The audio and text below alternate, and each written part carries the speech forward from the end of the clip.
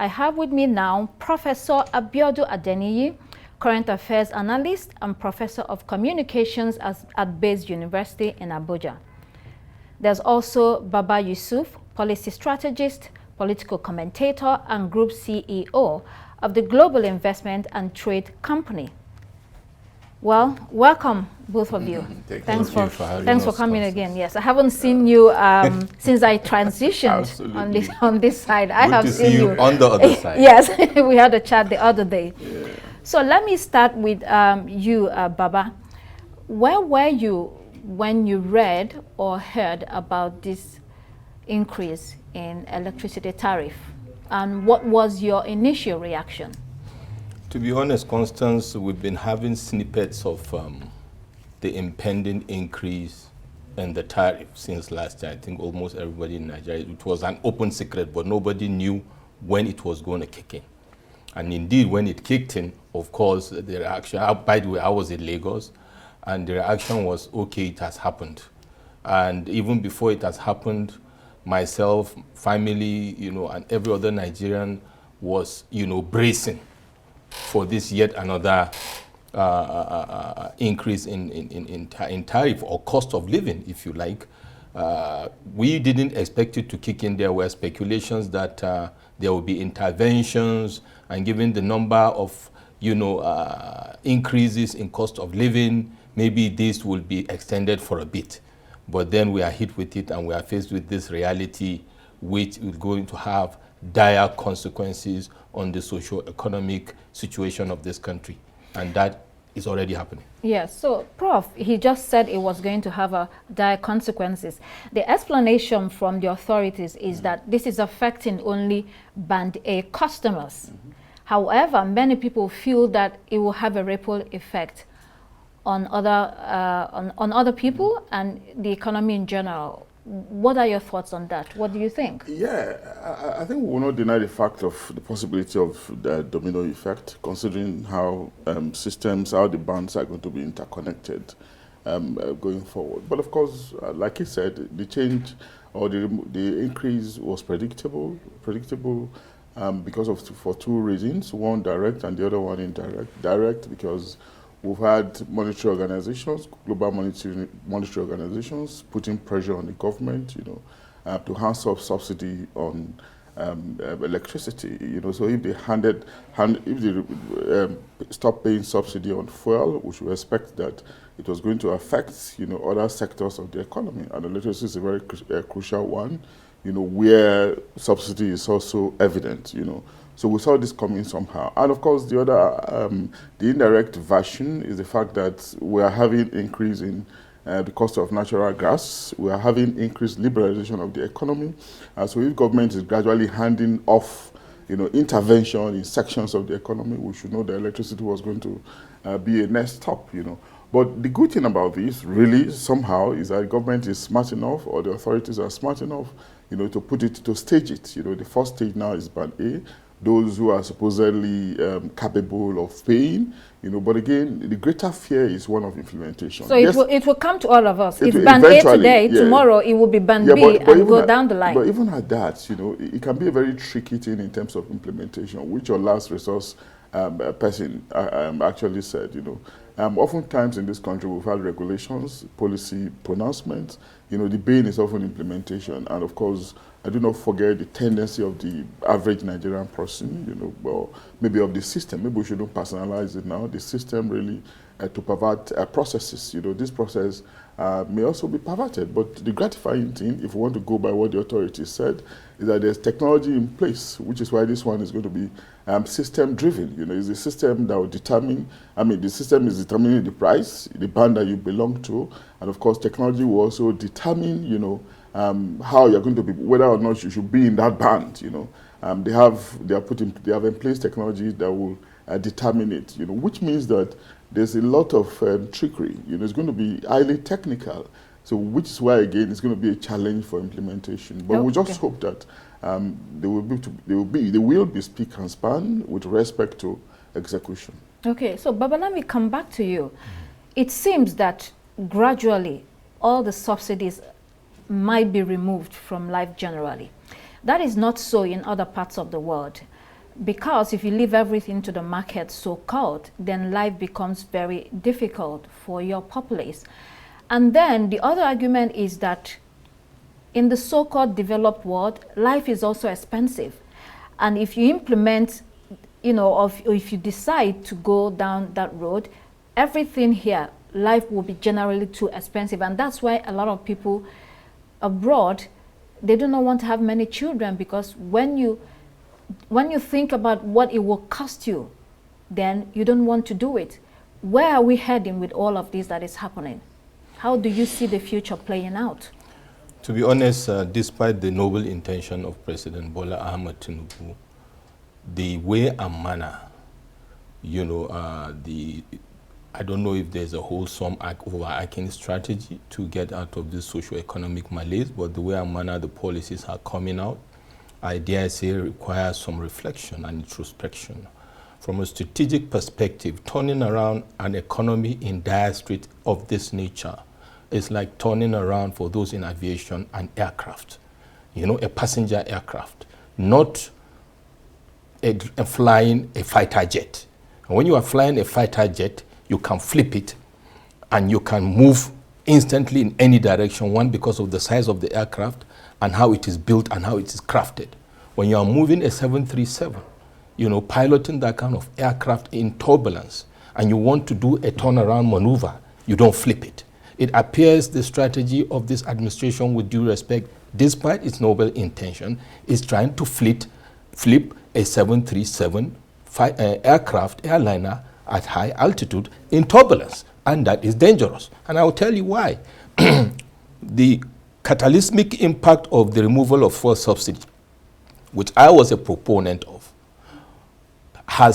requires that, from a strategic perspective, for those objectives to be achieved, that the sequencing and milestoning of the blueprint action points are very critical.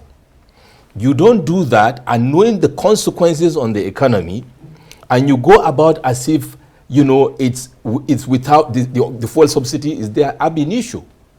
Now, you made a comparative analysis of developed countries and an emerging economy, or a third world, second world country like Nigeria.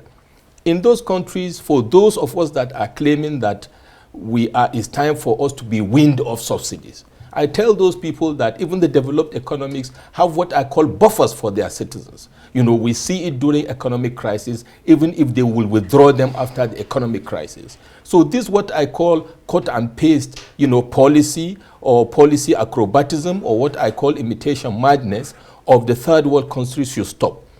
Constance, within the last 2 to 3 months in this year already, the CBN increased the custom duty rate 5 times within a period of 2 months. Shocking for people. You know that what it will impact on business, it will impact on cost of living. We are highly import dependent. The same government, that wants to, provide bus for us, getting the CNG buses and all that for the citizens of this country. Now, this kind of policies that are countermanding each other also create more problem for the society. This particular increase in the tariff, for example, for a Band A. Band A reflects 15% of the total 12.6 million subscribers in a country of over 200 million Nigerians. Hello? What are we talking about? And the objective is to support the power sector, to get capital, to be able to raise capacity. And if that is the case, 13% of 12.6 million, with due respect, in the short to mid-term, is a drop in the bucket with regards to, for example, $2.6 billion that these gentlemen and ladies are looking for to recapitalize and recover the economy. So in my mind, there is need for introspection on how to sequence this and look at how they can support this industry, because the energy sector needs a total reform. Yeah. You don't need this, what I call operational, transactional, approach to solving the solution, because at the end of the day, even what you will collect from Band A will actually do nothing. And in any case, I dare say, do we even have any Band A in reality? Yes. I don't get 20 hours as claimed. Of course, I asked that question to Dr. Idowu Banjo, and he also was a bit absolutely not straightforward on that. But Prof, flowing from what Baba has said, do you see at some point, social unrest in this country, given all that is going on? I mean, this is serious. Okay, maybe before I come to that question, the question you asked him, I find it very, very interesting. You know, cost of living is not necessarily cheap in developed countries that will sometimes like to ape and idolize, or that will sometimes make references to. I think but that's why I said life is very expensive. That's fine, very expensive. But the thing is that there are social safety nets, you know, social security system in place, you know, to help the downtrodden, you know, and the institutions are also top-notch, you know, working very well, such that you find the average citizen not necessarily mindful or thinking about, you know, paying, you know, for health services, you know, paying for educational services, you know, infrastructures are working, utilities are working. But of course, what citizens have to do really is just to, you know, find ways of paying for those services. And of course, if they cannot pay directly, there are ways in the system can support them to pay. You know, there are ways, there are subsidies that are in place to help them, you know, go through those costs, as the case could be. So we have vibrant system, robust system, you know, that enables both the rich and the poor to be able to get by, as the case could be. But in our system now, we're coming up, you know, with, you know, a slew of policies, you know, policies that are otherwise troubling, otherwise challenging for the average citizen, but we don't have those buffers, those safety nets to cushion the pain or for the people. What I think government should focus on is that, yes, we know what they are trying to do, you know, to liberalize the market, you know, have a system, a situation where prices of goods and services will be determined by the market. Yes, that's fine, consistent with our putative capitalist system. Yeah, but in doing that, we need to remember that the bulk of our citizens are still very poor, you know, and of course, if you are targeting only the rich, you know, that targeting can hardly be very, very effective. Remember that we also acknowledged earlier on that there's no way it's not going to rub off on the generality of the people. Yeah, because so even if it's targeting the rich, you know, the so-called band A, the people that have the factories, if it becomes very expensive, then you have to, you know, maybe lay off some people, yeah, and then, you know, downgrade your services or your operations. At the end of the day, so government should also be mindful of, you know, looking for some immediate solutions, immediate remedies to cushioning the pains of some of these increases on the people. We're still struggling with the rise in PMS, the cost of fuel. We're still struggling with that. Of course, we're maybe having a breather now, you know, with the volatility in foreign exchange. We're having some beta, as the case could be. But of course, you know, PMS is still a pain, as the case could be, and now electricity is coming in, irrespective of the banding that we have been told has been done. You know, but to your question again on unrest, it's neither here nor there. You know, it depends on the response of government. I mean, nobody wants to protest for the sake of it. It's always a means to an end. But we also remember that protestations can be spontaneous. You know, and of course, when a crowd or a mob is about to protest, you know, sometimes they become uncontrollable because they are fickle, they are feeble-minded. And of course, you do not know, you know, how it's going to end. You may not even know when it's going to start. Neither will you know how it's going to end. You know, but what can be done, of course, is to continue to assure them, you know, of the responsiveness of government to mitigating their pains. You know, if you cannot prevent it, you know, in the light of the economic reforms that the government is supposedly doing. Okay, so Baba, so, as you would imagine, the Nigeria Labour Congress, and they'll see they have to say something, and they have made statements. The same thing with the Trade Union Congress, Manufacturers Association, small and medium term enterprises or businesses. Everyone is talking and saying something about what has just happened. Do you believe that all of this aggregation of associations and groups, that whatever they say makes any difference at this point? Given that at every juncture the government does something and people or makes a pronouncement or an announcement, and Nigerians, there's a shock initially and then they absorb it and move on. What do you see happening? Will it make any difference at all, these associations? Well, before I answer that, I want to add to that conversation about the Band A, and you rightly mentioned the cost of business, how it will impact on the cost of business, like also Professor mentioned. What happens with business is, apart from layoffs, Constance, operationally, what we do in business, everybody knows, when your cost rises, you go back and see how you can optimize your cost. So at the end of the day, most likely, this cost, because if the services, the goods and services are essential and they have to be provided, people are in the business of doing business. They are not in the business of providing freebies. So what they do, they pass the cost. On who? On the customers. Who are the customers? Nigerians. Yes. So it will inadvertently or deliberately add to the humongous cost of living that is rising by the day. So we need to take note of that. You know, increasing the band A with the quote of it is elitist is not the point, because the elites are part of the value chain of the economy, and indeed, especially with regards to commercial and industry. Now, coming back to the question you have mentioned, the good thing about the democracy we have been enjoying in the last 24 years, if any, is the freedom of speech, which is becoming a cliche, because the noble intention is for it to be able to check government and to enable to pressure government to change decisions or to do the right thing. That being said, the fact that people are, pushing back, to my mind, is important.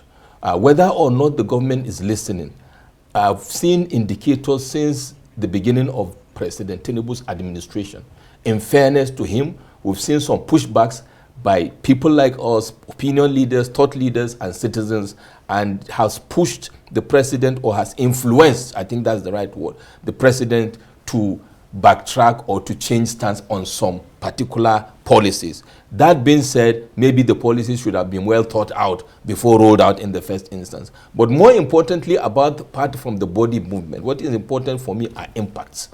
Performance is not measured by events and activities. Performance is measured by impact constants. Now, the government of the day has been able to achieve some economic milestone by scaling down, stabilizing naira against dollar from 190 to 120. Fantastic. But they also need to go back to what I consistently call on the government about, not just this administration, previous administrations, especially African countries. Policy coherence is very critical. Now, it turns out you have achieved so much in the last 2 months, and we are clapping and we're happy about it. Guess what will happen? If you don't hedge against policies you have set up by increasing custom duty rates 5 times, by doing this and doing that, what will happen? Most likely, the minimum wage negotiation will be completed. As soon as that is done, inflation will kick in. May, June, the summer will kick in. What I call the dollar trigger will kick in. So most likely, if government is not careful with rolling out all manner of policies, the achievement they have made, they will lose, and lose in the negative. So they need to consider that, because social unrest within the ambit of organized labor is what we can contemplate, what government can anticipate and checkmate. But social unrest that is born out of mental, psychological, and emotional, meltdown of over 100 million multidimensionally poor people, of over 80% of the informal sector that is driving this economy. Nobody is talking about those people. We are talking about band A. Hello, the people that are driving this economy are 80% of our informal sector. The hairdressers, the people selling akamu and akara everywhere, the Okada riders. And these people need power. Yes. Albeit they have been struggling on their own. So government needs to be circumspect. And I will learn this before we hand over to Prof, that we need to domesticate our strategy. We need to domesticate our policies. This cut and paste, like I say, this policy acrobatism and imitation madness will not take us anywhere. Yeah, so going from what he said, domesticating our policies. A lot of people are blaming the IMF and the World Bank and saying that the government is doing exactly what they've been told or obeying them. What do you think about that? Is that the problem? Are we beholden to foreign powers? Yeah, largely. There are traces of, there are reasons for us to suspect that we can use our old, tired, weather-beaten word, neocolonialism, or some shades of imperialism, you know. But in any case, we can also save face by saying that we're in an integrated world, a globalized world, where we cannot live in isolation. And of course, as a developing country, we need the assistance of these multilateral organizations in different respects, you know. So if the assistance they are giving us is at the level of knowledge, at the level of skills, at the level of know-how in economic management, sometimes you may not be able to say no because it can be very useful, but it shouldn't detract us, you know, from being mindful, from being ingenious, from being creative, you know, of how we can actually domesticate, like he said, you know, so that we can be original, as the case could be.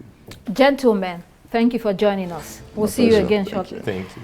Well, that's it for this edition of Prime Time. Do join us again tomorrow. From me and the entire team here in Abuja, goodbye and thank you for watching.